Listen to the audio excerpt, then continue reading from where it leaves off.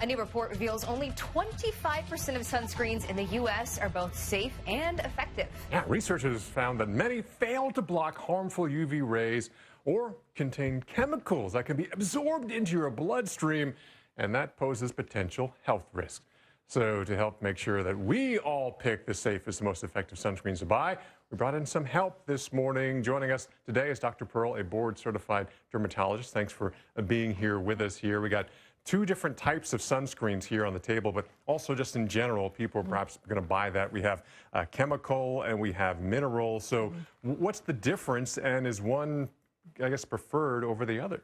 Yeah, so the difference between the chemical and the mineral sunscreen is that the chemical actually get absorbed into our skin and actually can be found in our bloodstream.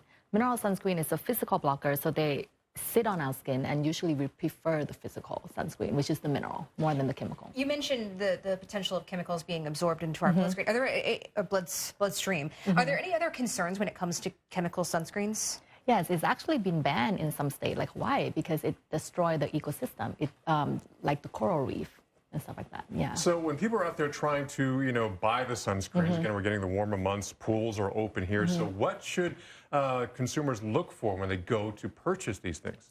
Yeah, so they should not. They should look for mineral sunscreen that not only say like mineral sunscreen, like the instant, but they also should look for the active ingredients. The two active ingredients for mineral sunscreen are zinc oxide and titanium dioxide. So that's what they should look for, and also being a water resistance would be good as well. A lot of these, of course, you're squeezing it out of the tube, you're rubbing it on your skin, but a lot of people use spray-on just because it's more convenient. It's more convenient a lot of the times. Yes. Is there any concern when it comes to the spray-on sunscreens? Yeah, so spray-on sunscreen, a lot of them are chemical and they're not mineral, so there's a possibility that you can inhale them and cause some damage to your lungs. Also, the coverage, because you're spraying it, if the wind happened to, if it's happened to be windy that day, you might not get the entire, coverage. Yeah, your neighbor next to you might get the coverage instead of the intended target. But, you have a lot of different sunscreens at the table here.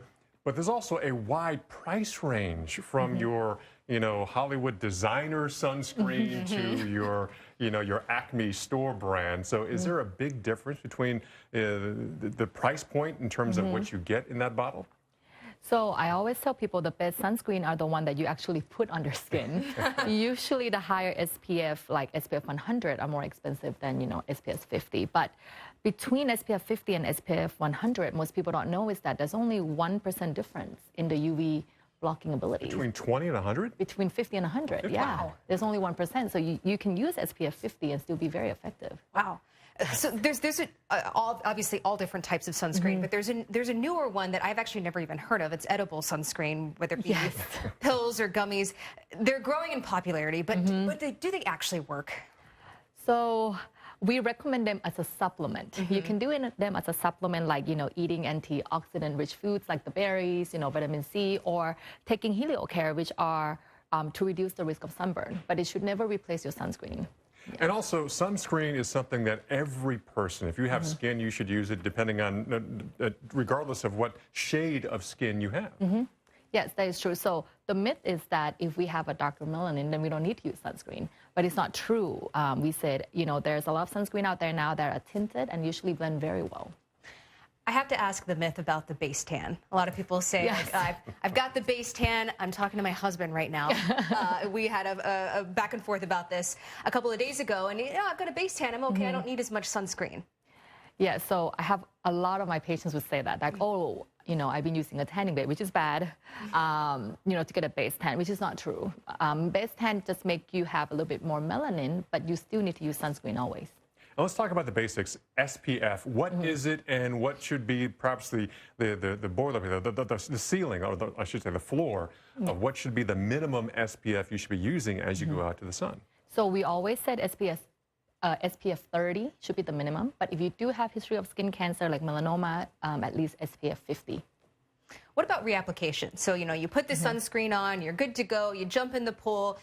How long before you need to put that next layer of sunscreen on? Yes, so every 2 to 3 hours.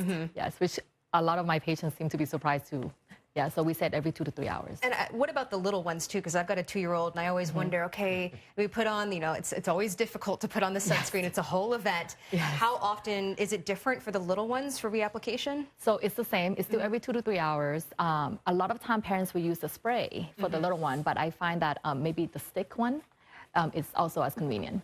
So we know we got the sunscreen here, but there's other ways to protect yourself, perhaps physically, like perhaps an umbrella or maybe even clothing. Does that work too? Yes.